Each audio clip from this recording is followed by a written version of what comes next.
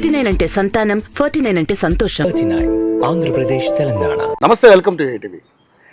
భారతదేశం మొత్తం కూడా ఒక్కసారిగా ఉలికిపడే ఉదంతం ఒకటి జరిగింది.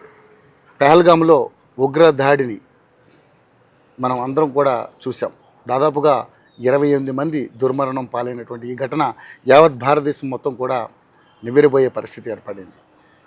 ఉగ్రమూకలు ఒక్కసారిగా విజిటర్స్ అందరి మీద దాడి చేసి విచక్షణారహితంగా కాల్పులు జరిపి 28 మందిని తుదముట్టించారు.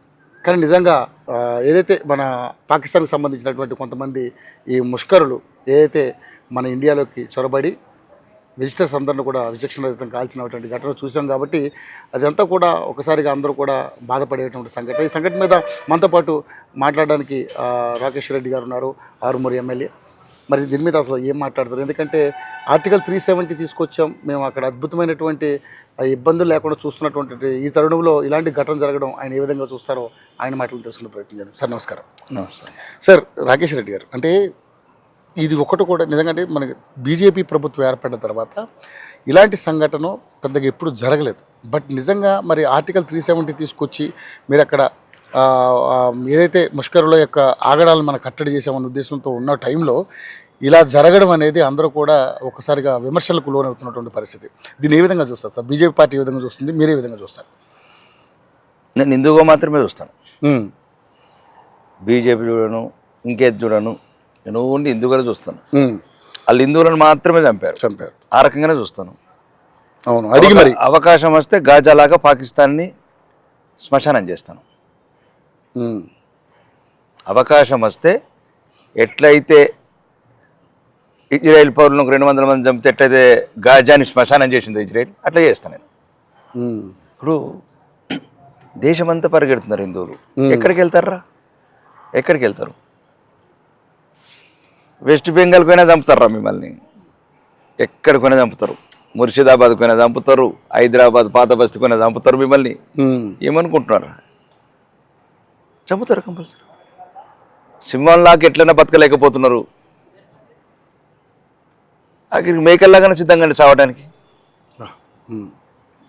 ఇప్పుడు ఎట్లన్నా షేర్తో నై బన్ రే, బక్రాతో పోను చాలా కట్నే के लिए तो రెడీ हो जाओ. ఎక్కడికి పరిగెడతారు చెప్పండి? వాడు పాయింట్లు నింపుకునే చంపుతున్నాడు కదా.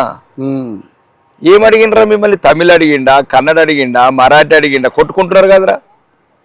ఇక ఈడొక్కడు సన్నాసులు తెలంగాణలో బీసీలు, ఎస్సీలు, ఓసీలు ఎట్లుంటాయో చూసారు కదరా. బీసీలు, ఎస్సీలు ఇప్పుకుంటా చూసుకుంటా కాల్చారు. ఈ కొడుకులకు రావాల జ్ఞానం.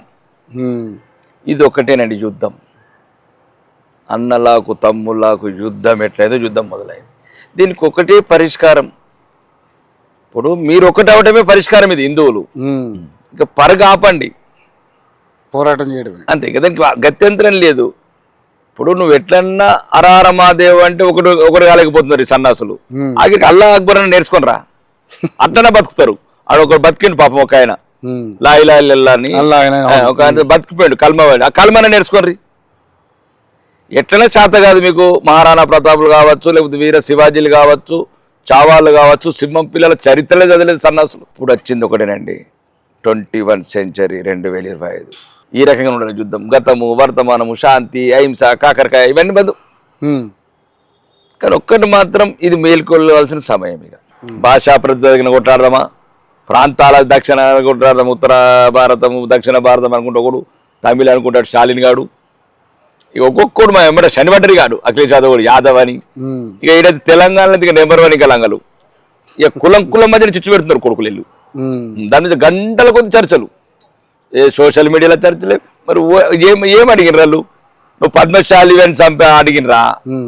నువ్వు యాదవ్ అని అడిగినరా? మాల అడిగినరా? మాది అడిగినరా? రెడ్డి అడిగినరా? లేకపోతే పాయింట్లు ఇప్పినప్పుడు తేడాలు కనబడ్డాయా? ఏం కనబడలేదు, కటాకటి కలిసినరా అంటే వాడికి తెలిసింది.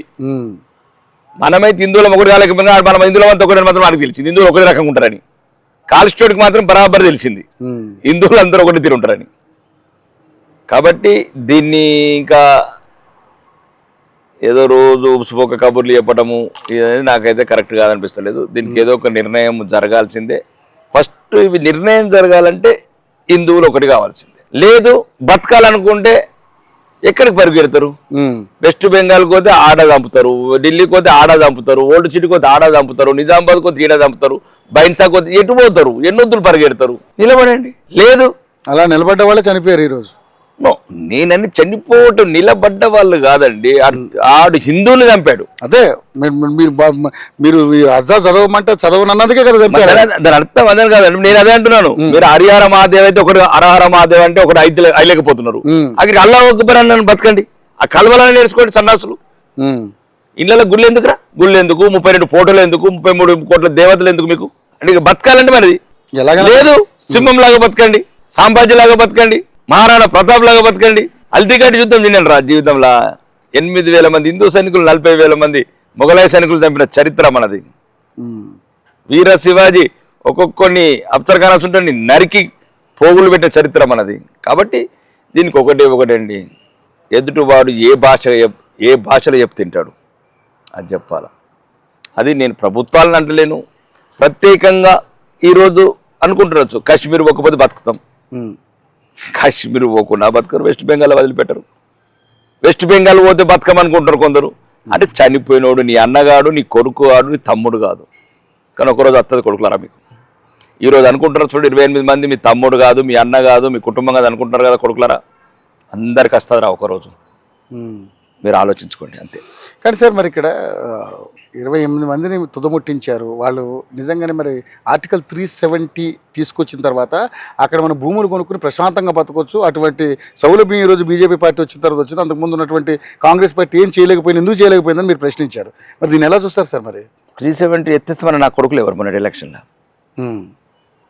ఏ నా కొడుకులు అన్నారు మొన్నటి ఎన్నికలలో, శాసనసభ ఎన్నికలలో? ఏ నా కొడుకులు, ఏ ప్రతిపక్ష పార్టీ నా కొడుకులు అన్నారు? 370 ఆర్టికల్ ఎత్తే ఇంత పోతాను. నేను అనేది ఏంటంటే, ఒకటి మీరు గమనించాల్సింది, ఒక డేంజర్ ఉంది ఇలా. ఇది భారతదేశంలో హిందువులు ప్రపంచంలో గమనించాల్సింది. అంటే ఇప్పుడు ముస్లిమ్స్ పోవచ్చు కాశ్మీర్కు, అంటే ఒక స్విట్జర్లాండ్ కొట్టేశారు నిన్నటికి. హిందువులు మాత్రం పోదు, హిందువులను చంపుతాం, మేము ముస్లింలు ఏమనమని చెప్పిన వాళ్ళు. ఇది ఒక పెద్ద అంతర్జాతీయ కుట్ర. దీంట్లో దేశంలో ఉన్న ముస్లిం సంస్థలు ఉన్నాయి, రాజకీయ నాయక సంస్థలు, రాజకీయ పార్టీ, వీళ్ళందరి మీద మనం ఎంక్వైరీ చేయాలా, ఈ తీవ్రవాదులతో ఎవరెవరికి లింక్స్ ఉన్నాయి. రెండోది, నా కొడుకులు ఇక ఇది ఎందుకు వాళ్ళకి ఇంత ధైర్యం అంటే పాకిస్తాన్ల తీవ్రవాదులకు, ఆడు పాకిస్తాన్ జెండలు ఎగిరేటేమో, పాకిస్తాన్ జిందాబాద్ నాకు నా కొడుకుల భరతం పట్టాలా. వాళ్ళ ధైర్యం ఏంది? ఇండియాలో ఉన్న ఇండియాలో ఎవరైతే పాకిస్తాన్కి వత్తాసు పలుకుతున్న కొందరు ఉన్నారో ఈ దేశద్రోహులు, వాళ్ళకు బలం ఆ బలంతోనే కాబట్టి కదా. ఓకే, ఎదుర్కొంటాం, ఎట్లా ఎదుర్కొంటాం. ఆ గాయం ఇంకా ప్రతి భారతీయుడికి, ముఖ్యంగా చాలా మంది ఏదో పర్యాటకులు ఉన్నారు. పర్యాటకులు కాదు సన్నాసులు, అరా హిందూ పర్యాటకులు అని, వేరే పర్యాటకులు చంపలేదు వాళ్ళు. హిందూ పర్యాటకులు లేకపోతే ముస్లింలు కానీ పర్యాటకులు. అంటే మా మీడియాలో కూడా పర్యాటకులు, టూరిస్టులు కాదు, హిందూ టూరిస్టులు మాత్రమే. ఇది తెలుసుకోవాలి హిందువులు. కాబట్టి ప్రతి హిందూ, ప్రపంచంలోని హిందువులంతా గుండెలు ఒక్కొక్కటి రగులుతున్నాయి. ఇట్లా ఒక రోజు వస్తుంది మొత్తం ప్రపంచం ఏమండి బయలుదేరినామనుకో మొత్తం ఇంకొక ఇటుక వికెత్తాం పాకిస్తాన్లో. ఇంకా తీవ్ర ఆడు ఏమంటే ఆర్మీ ఓడారు పాటలు నిరిపోతున్నాడు తీవ్రవాదులకి. ఎంత ఒక కుట్ర ఇది.